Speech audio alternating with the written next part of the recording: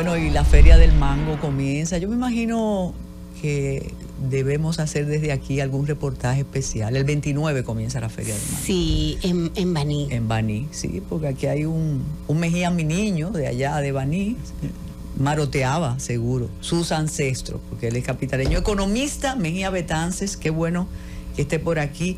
Como el presidente no quiso tregua ni dio tregua, fíjese que él de inmediato habló con los que aspiran, de inmediato quiso hablar con Fernández, con Abel, de inmediato quiere hacer todo y ahora se va a descansar un poco, hablar con el Papa y demás, pero parece que no va a haber tregua, quizás para su segundo mandato le den otra vez los tradicionales 100 días. Eso es una importación de Estados Unidos. A él le dieron yo creo que 4 años de tregua realmente, pero ni modo.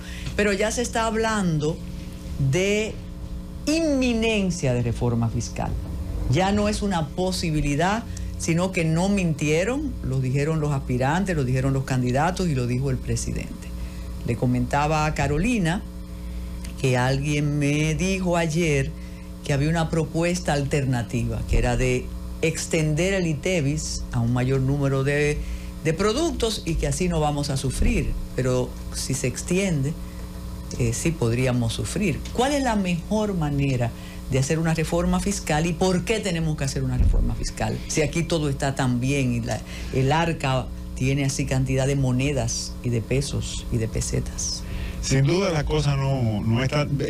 primero, en cuanto a los 100 días, te quiero comentar que realmente lo que cambia es que si hasta este momento nosotros desde la oposición hacíamos señalamiento de lo que estaba mal, ahora que no estamos en un proceso electoral, nos toca hacer señalamiento de lo que debería hacer propuestas, hacer señalamientos de las cosas como deben mejorar, porque nosotros estamos llamados como políticos a mejorar las condiciones de vida de la sociedad, a impulsar las reformas y las cosas que realmente hacen que mejore la vida de todos los dominicanos.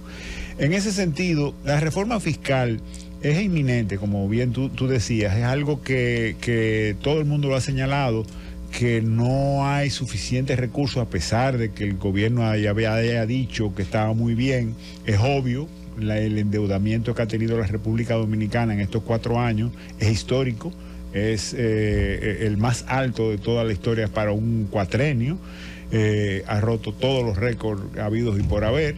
Pero cuando hablamos de la reforma fiscal tenemos que tomar en consideración muchas cosas. La primera de ellas es que si bien la presión tributaria en la República Dominicana oscila por un 15%, 16%, y en Latinoamérica el promedio anda alrededor de un 21%, nosotros no podemos hablar de una reforma fiscal que nos lleve de un brinco, del 15 al 21. Tenemos que copiar de algunos mandatarios y hacer una reforma que paulatinamente, escalonadamente, nos lleve a esa presión fiscal de un 21%.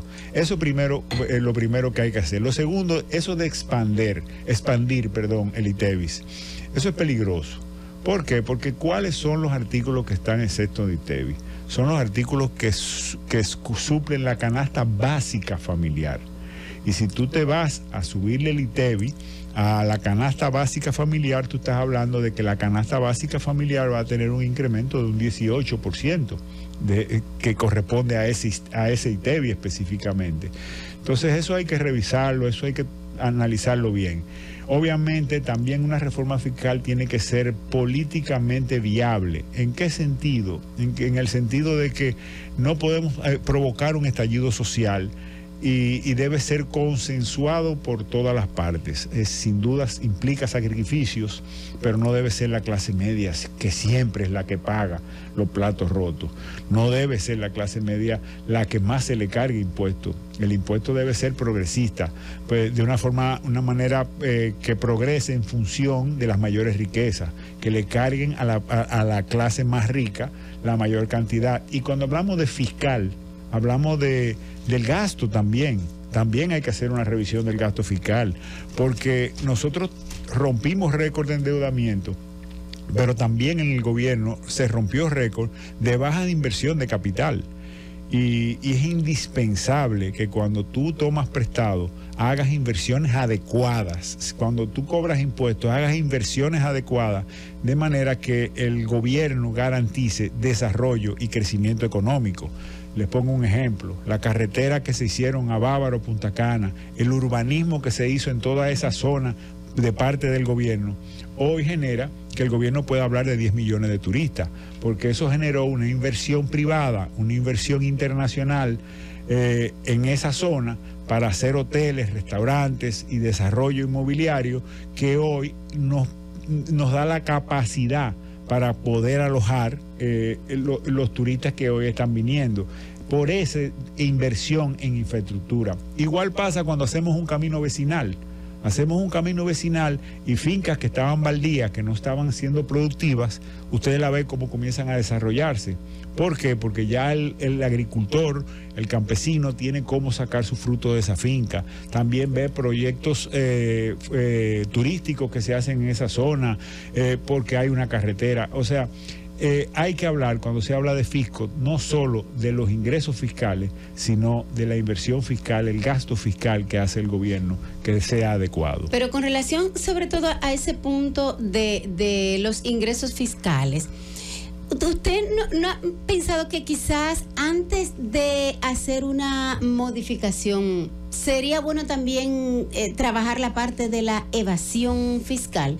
¿Se ha calculado cuánto pierde el Estado en la parte de evasión y cuánta mayor cantidad de evasión habría, por ejemplo, si se amplía? Porque si ahora hay comercio y hay gente que evade, quizás cuando haya una mayor presión, entonces gente que ahora está tributando va a tratar de buscar un mecanismo para evadir. Sí, fíjate, el 46% de nuestra economía es formal. Lo que quiere decir que más de la mitad de nuestra economía es informal. Y cuando hablamos de economía informal estamos hablando de evasión. Sin dudas, tú tienes toda la razón cuando hablas de eso. Pero para eso, algunas veces y algunos países lo que han hecho para lograr la formalización y minimizar es bajar los impuestos. Increíblemente. Hay algunas veces, por ejemplo, el anticipo.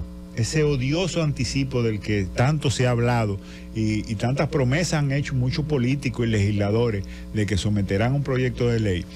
Una empresa pequeña que tiene unas ventas extraordinarias en un año X, el siguiente año no las tiene, pero tiene que pagar como si fuera el año anterior, está llamada a la quiebra. Y obligatoriamente va caminando hacia la quiebra. Y eso el gobierno no te resarce, no te da un cheque, tú pagaste de más, no te da un cheque a final de año, sino que te dice, se acumuló y tú lo sigues deduciendo en el futuro. Pero si yo en el futuro no me lo gano, si puedo subsistir, entonces eso genera más informalidad.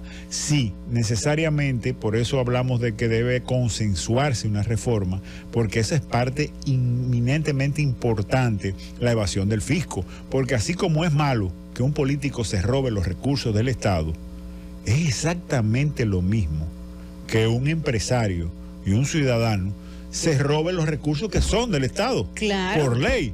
Porque eso es evadir fisco, es robarse los recursos. Son el mismo delito, son los mismos dineros que iban para salud, que iban para educación, es la misma cantidad, tenían el mismo destino. Claro, y qué bueno que usted lo plantea así, porque los ciudadanos vemos de manera como si fuera muy común que cuando vamos a un comercio nos ofrezcan la posibilidad de pagar en efectivo, y cuando queremos pagar con una tarjeta, ya sea de débito, de crédito o con cualquier otro instrumento, nos dicen no, porque entonces te tengo que cobrar el ITEVIS, y no entendemos que realmente eso es un esquema de evasión de impuestos, y eso también es corrupción.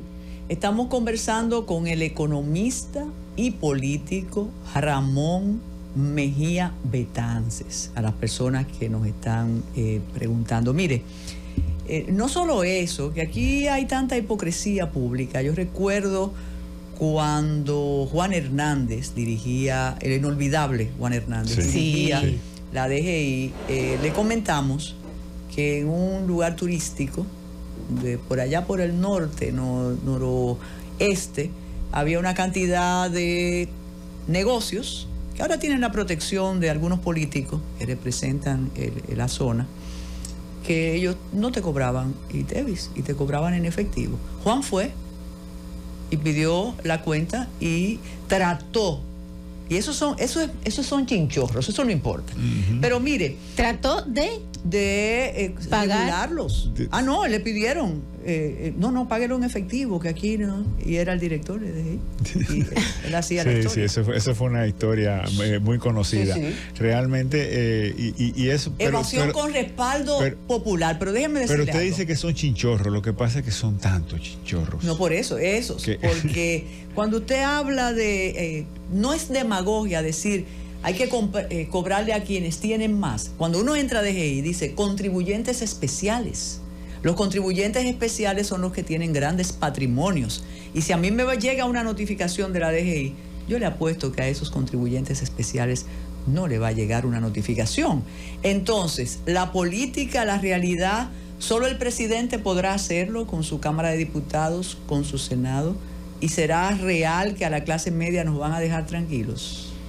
No creo que nos dejen tranquilos, pero sin dudas, si no lo hace, si no toma en consideración la opinión de todos los sectores de la economía, pudiera tener un estallido social, como lo tuvo Colombia cuando trató de hacer una reforma fiscal en el 2021. Sí, fue complicado.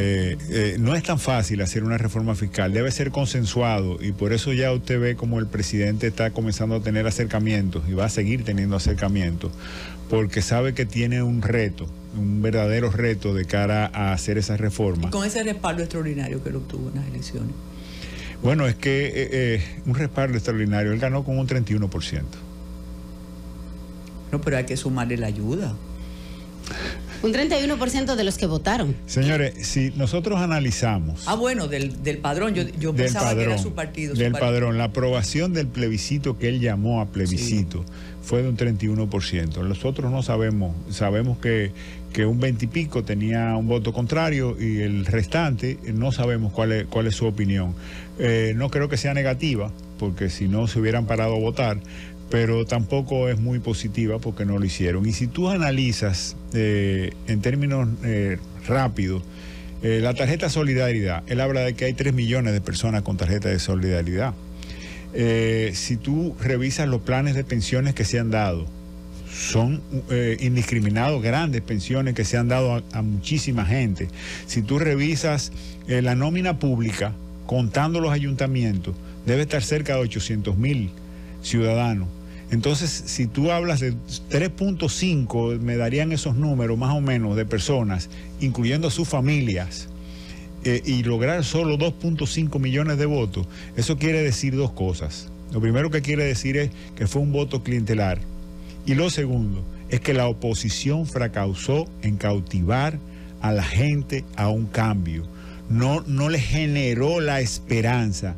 Nosotros desde la oposición no fuimos capaces de generar una realidad de una esperanza de que podíamos mejorar la cosa pública. Eso sin duda fue lo que pasó en estas elecciones y fue el resultado de estas elecciones. Hoy dice Mauricio de Bengochea, que es algo nuevo también por parte del cambio, que los asesores y los estrategas hablan. Eso antes no se usaba. Uno intuía que Dorín Cabrera asesoraba al presidente Jorge Blanco. Uno intuía quién asesoraba a don Antonio, al presidente Mejía, a Leonel Fernández. También fue bastante indiscreto él en relación a su trabajo con Fernández. Uno intuía quién asesoraba al presidente Danilo Medina, pero de Bengochea dice hasta que trajo una señora experta en México para que le cambiara, entró al closet del presidente. Y él dice que el triunfalismo quizás restó personas en la fila. Él lo dice, que como, recuerde que yo le había dado 100 y usted me dijo que bajara un poquito. Claro. Que como uno decía que él iba a tener tanto, entonces yo decía, bueno, yo no voy a ir a votar porque no le va a hacer falta mi voto. Además, hay que sumar que la oposición no logró encantar a los desencantados. Sin duda, en el Partido de la Liberación Dominicana, por ejemplo, no se pararon a votar, ni se paró los miembros del comité político del PLD. No lo vimos en la campaña. prácticamente no vimos a las principales figuras del Partido de la Liberación Dominicana en la campaña. Lo que quiere decir es que se sentaron y contagiaron a su gente. Por eso ahí cayeron en un 10% apenas. Entonces, si ese PLD hubiera generado un mayor activismo, claro, hubiese podido lograrse quizá una segunda vuelta, pero no había el deseo. Y el triunfalismo, así como genera que ya yo estoy ganado y no voy a votar, ya yo estoy perdido y tampoco voy a votar. El derrotismo. Pero derrotismo. mire, ese dato es interesante, que votó menos gente que las que tienen tarjetas de asistencia social, tarjetas de Bonoga, de Supérate, no o de solidaridad. Viene un cariñito de madres ahora. Menos porcentaje, o sea, menor cantidad. Sí, ahora viene el cariñito de las madres. Mire, no tendrán que darle más porque ahora van a necesitar más apoyo. Si tú calculas 800,000 ciudadanos que son empleados del Estado y le calculas que tengan 3 familiares, sí, fue muy baja la votación. Y los familiares de los policías pero tengo que ser crítico de ambas partes, así como fue muy baja y muy clientelar la votación del partido en el poder que ganó y que lo felicito, también digo, la oposición falló en cautivar, no cautivamos. La oposición duró 4 años callada, o sea, la oposición... Por muchas razones. Bueno, sí, la mitad lo callaron, sí, y la otra mitad lo desentusiasmaron. ¿Por qué hay países, hay estados que funcionan con rigor para el contribuyente, con rigor impositivo y no pasa nada? A principio de año, el primer trimestre del año, tuve personas que residen fuera, sobre todo en Estados Unidos, que están firmes llenando el formulario claro para que sí, sus impuestos, sin mayor inconveniente. También pasa en Europa. Entonces, ¿por qué nosotros no podemos hacerlo? Yo algunas veces me sorprendo, porque realmente aquí, cuando tú haces una empresa, haces una actividad o le vendes a una persona que está fiscalizada, es que te detectan. Pero desde que tú tienes cédula, tú eres un ente que tiene que reportar, aunque sea, no gane nada. Aunque sea, sí, no gane nada. Cada persona con una cédula de identidad debería reportar todos los años. Obviamente hay omisos que... Aquí hablamos de una clase muy pobre que probablemente no tiene ni la capacidad de llenar esos formularios, pero esa gente tienen, aunque sea, que ir a poner sus huellas digitales. Eso es tan fácil como eso, porque así tenemos abogados, médicos, consultores financieros y un sinnúmero de profesiones que facturan en efectivo. Claro. Y que hoy en día, hace muchos años, y se hacen ricos. Tú ves médicos que tú le calculas lo que ha pagado de impuestos y definitivamente hay un lavado de activos. Un lavado de activos.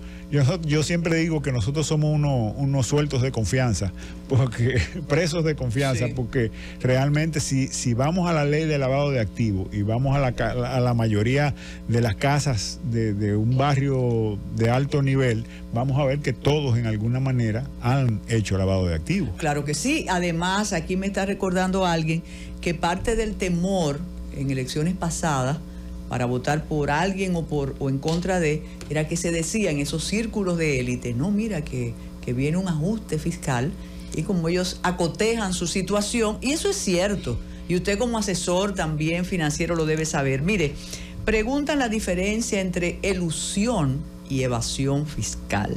Y otra cosa, cuando hablamos de los omisos, aquí incluso hay problemas familiares, en una familia numerosa, cuando es una sola persona que está en el sistema y los otros no. Y le cargan a esa persona, sobre todo cuando hay propiedad, claro, hay asuntos sucesorales y demás, le cargan a quien está ahí registrado. Y eso trae inconvenientes. Pero entonces, ¿usted cree necesaria la reforma realmente ahora y el consenso? Pero por favor, la elusión y la evasión, porque dicen, no se confunda el evasor con el que elude. Puede ser un asunto de semántica, ¿no? Bueno, no sé a qué quiere él referirse, la persona que hace la pregunta. Pero evasión, cuando eludes, tú estás escondiendo una venta, un negocio, y ahí eludes que te fiscalicen eso. Y evasión es cuando evades pagarla. entiendo que esa es básicamente la diferencia. Si te creas una forma para encubrir y para no estar registrado. Exactamente. Y eluden, muchos médicos eluden. Cuando cobras el dinero en efectivo, estás eludiendo la visibilidad ante el fisco. Pero sin duda es indispensable y estaba en una ley, se debió hacer hace muchos años esa reforma fiscal, y nosotros estamos llamados como país a aumentar la presión fiscal a niveles promedios, a niveles de un 20%, o sea, un 5% más, pero lo que no es justo es que sea la clase media la que cargue con eso y que sigan habiendo formas de evasión de fisco, de formas de que los más poderosos puedan seguir evadiendo grandes cantidades de dinero que debieron pagar de impuestos sobre la renta, y eso genera una complicidad entre los políticos y los empresarios. Bueno, sí, pero en algún momento se ha contemplado la fórmula de quizás bajar para incentivar que entonces quienes evaden o eluden cumplan. Sí, obviamente ya... Como ha pasado en otros países. Sí, han planteado, por ejemplo, lo del el adelanto que se está pagando.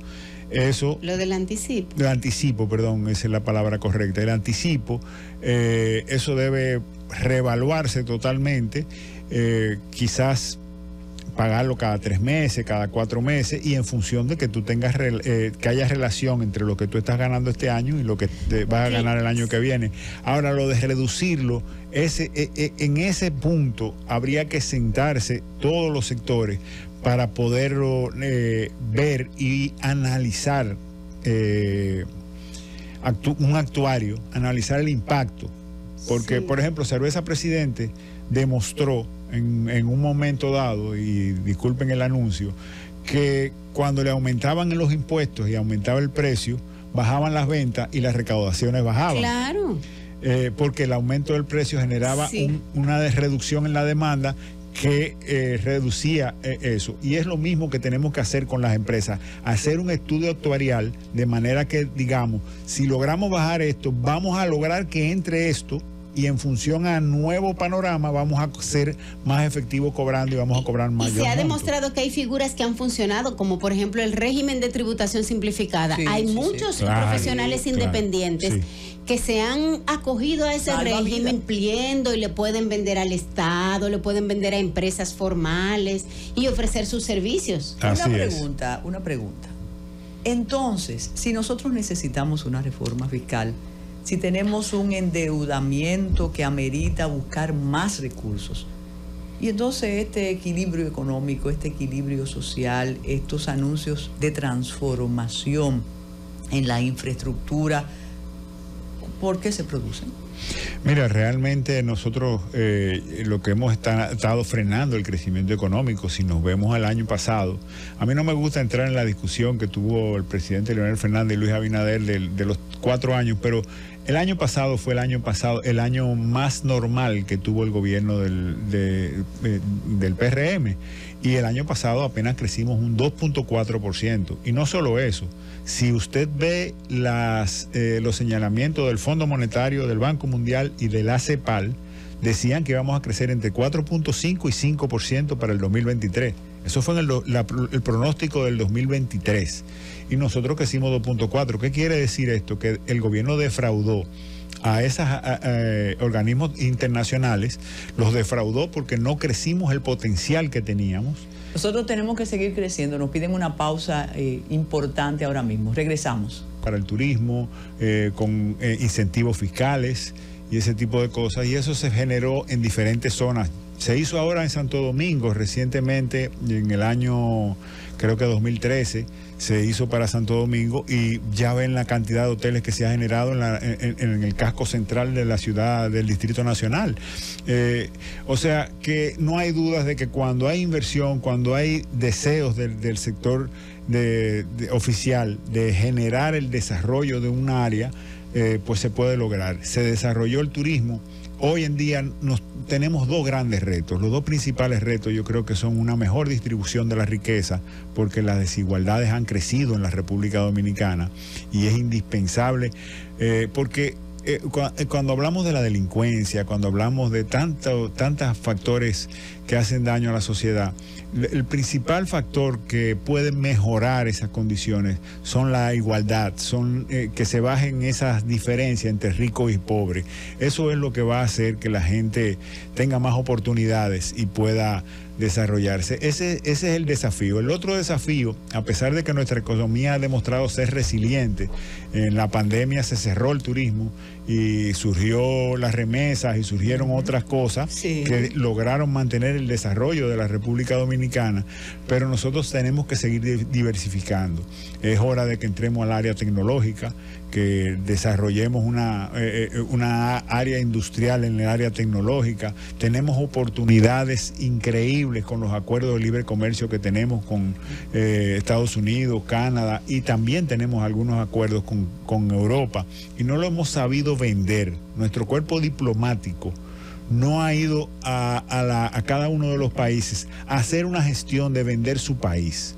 Si nosotros le decimos a una empresa brasileña que produce y vende en Estados Unidos, que producir en República Dominicana y vender en Estados Unidos le va a eliminar el impuesto, porque estamos en un acuerdo de libre comercio, pero además de eliminar el impuesto, la distancia será menor en el transporte, en el flete, sin duda va a ser atractivo para una empresa brasileña, igual china, igual japonesa, y nosotros tenemos que hacer de nuestro cuerpo diplomático un equipo de mercadólogos del país. Claro, y en función de eso, bueno, usted hablaba de un tema que ha crecido y que hace sentir mal a la gente, que es el tema de la delincuencia, la criminalidad y la desigualdad social. Y bueno, Amartya Sen plantea que el crecimiento económico, su razón de ser es generar bienestar en las personas, si no, no tiene razón de ser. No hay razón claro. de ser. Bueno, lo planteaba Aristóteles incluso. Entonces, ¿qué le falta a la República Dominicana o qué podemos hacer justo ahora que estamos iniciando una nueva era, un nuevo periodo, para ese crecimiento económico que hemos ido logrando y ese desarrollo de una u otra manera, transformarlo de una u otra forma en bienestar de la gente? Mira, hay dos factores. Y es una teoría muy personal, pero China la tuvo y fue exitoso. El crecimiento poblacional de la República Dominicana es mayor que el crecimiento económico. Sí. Entonces la riqueza tiene que distribuirse entre más.